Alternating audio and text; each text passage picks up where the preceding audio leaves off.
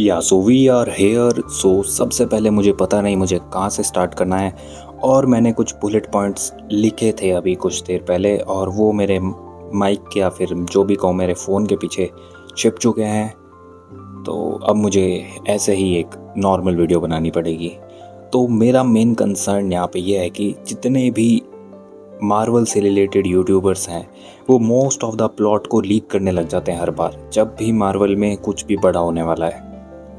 और मैं ये नहीं कह रहा कि ये एकदम करेक्ट ही बता रहे हैं, बहुत सी चीज़ें इनमें थ्योरीज हैं इनकी, इनके पास बस कुछ फैक्ट्स हैं, कुछ डाटा है, कुछ लीक्स हैं, उनको जोड़ तोड़ मरोड़ कर जो भी ये कुछ बनाना चाहते हैं इसी से इनका कंटेंट चलेगा।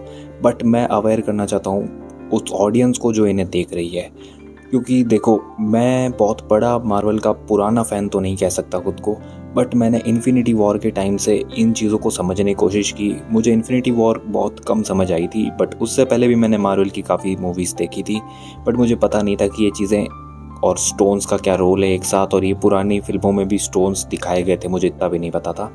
बट देन मैंने चीज़ों को कलेक्ट किया इन यूट्यूबर्स को देख देख कर, तो ये चीज़ अच्छी लगी। बट इस टाइम तक एंड गेम नहीं आई थी, और इससे पहले मैंने ये लीक्स, स्पॉइल्स और चीज़ें देख देख कर एंड गेम का अपना पूरा मज़ा ख़राब कर लिया था। और बहुत सारी चीज़ें एंड गेम के टाइम मुझे बिल्कुल भी ऑथेंटिक नहीं लग पाई, जो कि एक फ़र्स्ट टाइम व्यूअर को देख कर होती। सो वो चीज़ मुझे काफ़ी हिट की, और अब डूम्सडे के टाइम मैं सेम मिस्टेक रिपीट नहीं करना चाहता।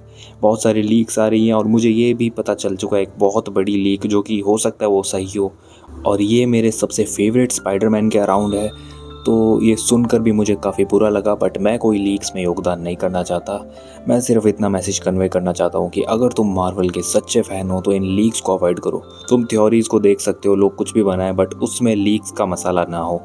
और मैं चाहता हूँ कि सभी लोग डूम्सडे को प्रॉपर एंजॉय करें। मैं तो कहता हूँ कि तुम डूम्सडे के ऑफिशियल ट्रेलर्स तक को मत देखो, ताकि तुम मूवी को फर्स्ट हैंड बेस्ट तरीके से एक्सपीरियंस कर पाओ।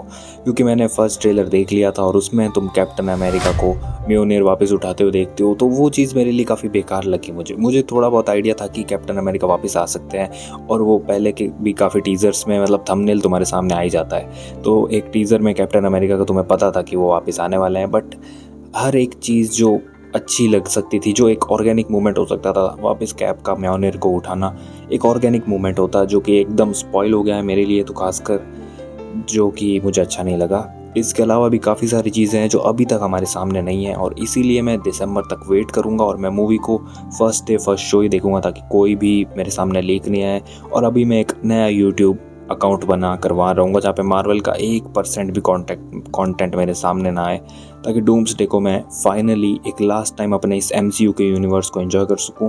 क्योंकि मुझे ये भी कहीं से लीक्स में ही पता चला है कि ये यूनिवर्स रीबूट हो जाएगा, और इसके बाद शायद यानी कि डूम्सडे और सीक्रेट वॉर्स के बाद ही पूरा सॉफ्ट रीबूट टाइप कुछ हो जाएगा, और बहुत सारे कैरेक्टर हम नहीं देख पाएंगे, और सारी चीज़ें शुरुआत से बिल्ड होनी शुरू होगी।